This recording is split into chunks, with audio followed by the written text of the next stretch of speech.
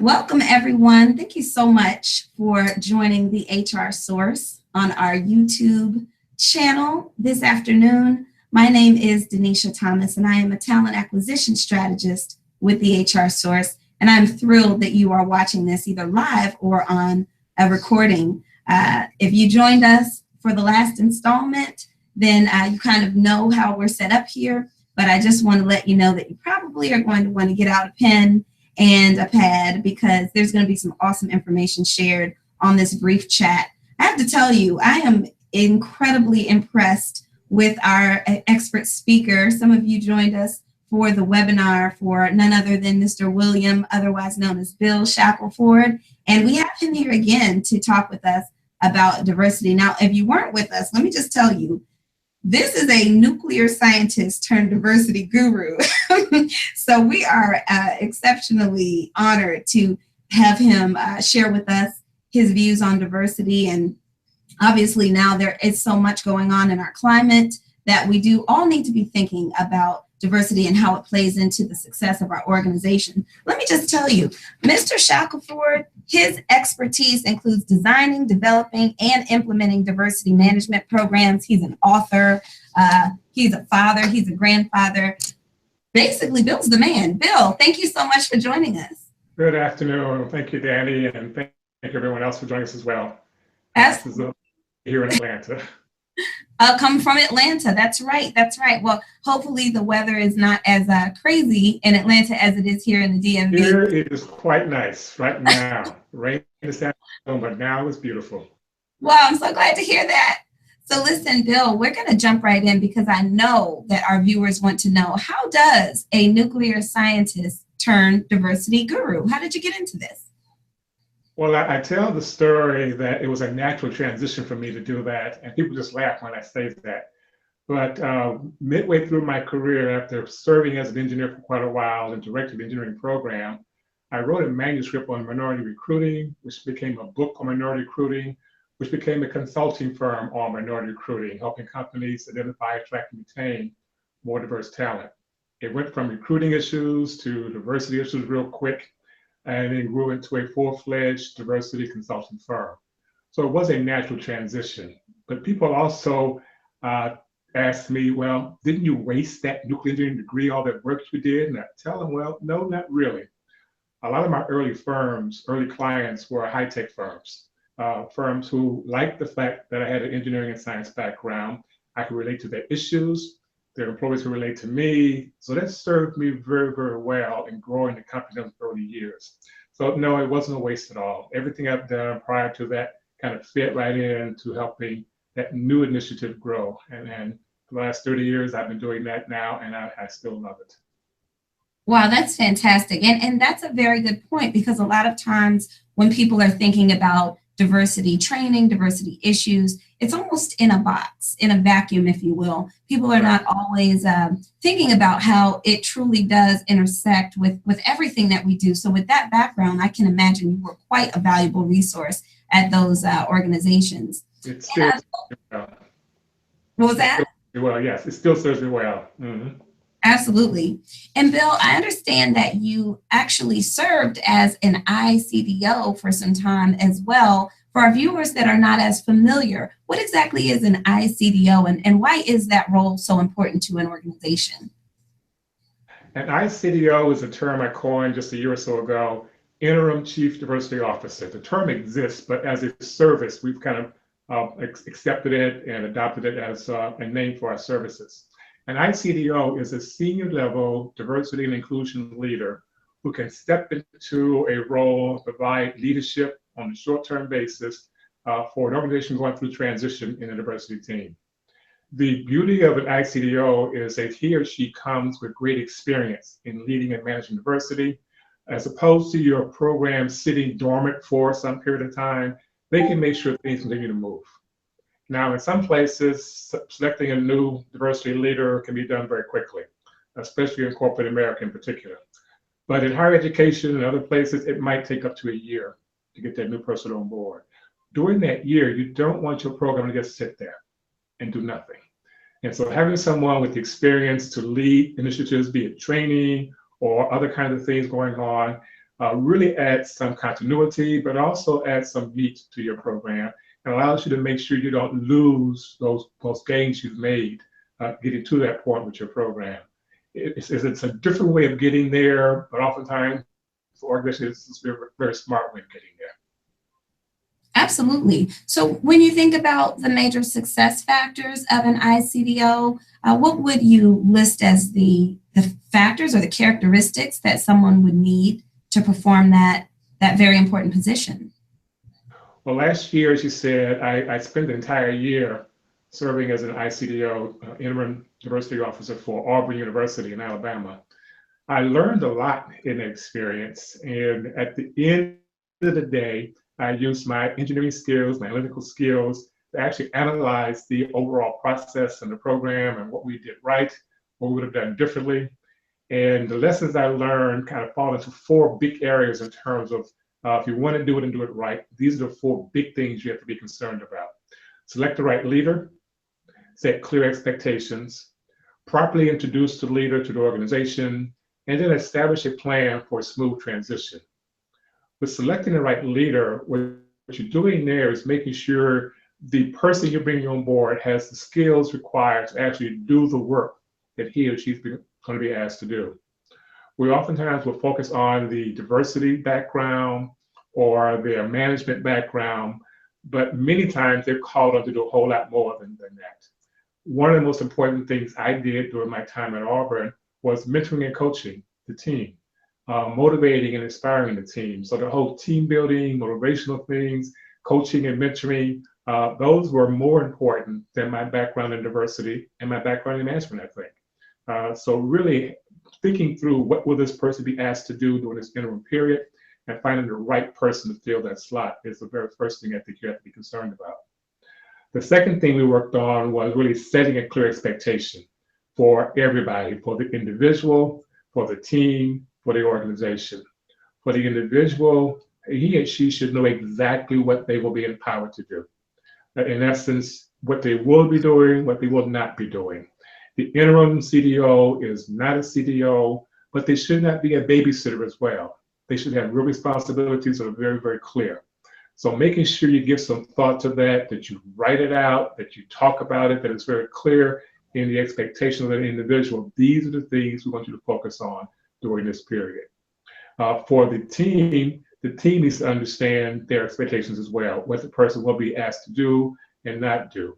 One of the areas that I kind of stepped into midway through my tenure at Auburn was employee evaluations, which everyone pretty much does every year. Well, we didn't think about that ahead of time. Should I be involved or not involved? I have been serving as a coach and mentor for individuals, and Danny, you know, with your coach, with your mentor, you would tell them things and talk in a very candid way that you would not talk to your supervisor or your manager. And so for me to step out of a coaching role and then into a role of manager providing feedback for the evaluations would have been totally inappropriate. And so I stepped out of that role and allowed someone else to take on that charge. And so things like that, clear expectations, so the team knows what the person will do and not do. And the organization has a clear expectation what the person will be doing as well. They know the person is empowered by you. And introducing that leader to the team, to organization, requires some thought as well to make sure that the individual is introduced as that person of authority. And it's very clear what that authority is. So that is critical to make sure people give him the respect he or she needs. At the same time, it's easy to dismiss an interim if you think the interim is just there as a babysitter kind of role. And so making sure people understand, no, this person is empowered to do A, B, C, X, Y, Z. So it's very clear. You cannot dismiss this person. It needs to be said and stated up front so that everyone understands it very clearly. And the last of the four areas that I thought was very important was establishing a plan for a smooth transition from the interim leader to the new CDO. One of the things I did, because I thought it was necessary, it's important, every week I did a evaluation or a status report for the provost, who was my direct report. And in that status report, I kind of outlined what we had done that week, what we were planning on the next week. And when it came time to do this plan for transition, it was easy for me to document what it transpired over the entire period. What had happened, when did it happen, what the results were, et cetera. And so I was able to put together a very, very good and detailed document for the new chief diversity officer. And when she was hired, the next thing I did was sit with her and walk her through what had transpired. My goal at that point was to make sure that she could feel like she had been there during the whole transition period. I spent actually 4 hours with her walking her through that transition period. She told me afterwards that was the best thing I could have done for her. And she's said that several times since she's taken on the role there as a CDO. So those 4 areas I think are critical: selecting the right leader, setting clear expectations, properly introducing the leader to the team, the organization, and establishing a plan for a smooth transition from the interim to the full-time person. Wow, well, that was really helpful, Bill. I'm looking over the 4 areas that you pulled out, and I can definitely see the importance of each. I guess the next question would be then, is there one of these 4 areas that you would say stands out above the others in terms of the highest degree of importance? And then also, Bill, which of these steps, in your estimation or in your experience, pose the greatest challenge? Mm. We asked a question about which one is most important when we did the webinar, and we got mixed responses from the group there. And in my mind, I think the first one there, selecting the right leader, is probably the most important one. It's important because if you have the wrong person in that slot, then you really are starting off with a very poor foundation. That is the foundation for the entire transition period. You can set clear expectations, you can properly introduce the person, but if you have the wrong person, then all that's for naught. So getting the right person in place is important. The plan was also extremely important as well, but I think the right leader, that's the foundation, that's the first part. I would still stick with that as probably the most important. In terms of the most difficult, it's probably the last, having that plan in place. And it's the most difficult because it requires you thinking about it and doing things day one. As I said, the very first week I had an evaluation, I had a report that I went to the provost, and every week thereafter. If you don't think about it until the very end, it's hard to go back and remember what you did and why you did it and how it worked, what were the challenges. So I think really giving that some thought up front, making it a clear expectation for the new leader, the interim leader, that you will document, you provide this transition document to the individual, you make sure he or she feels comfortable that they know what transpired in the interim period. That's probably the most difficult one. It requires more time, energy, and effort, and a lot of thought up front. Absolutely.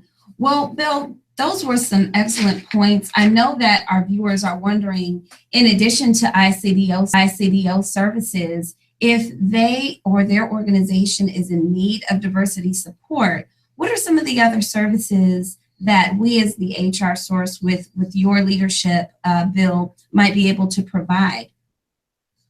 I'm leaving my company, IC Enterprises, and bringing my services to the HR source. And as I mentioned earlier, we are a full service diversity company. So we do everything from the cultural audit or climate study, whichever name you use for that detailed assessment of the culture and climate organization. The training piece, we do an excellent job of doing training.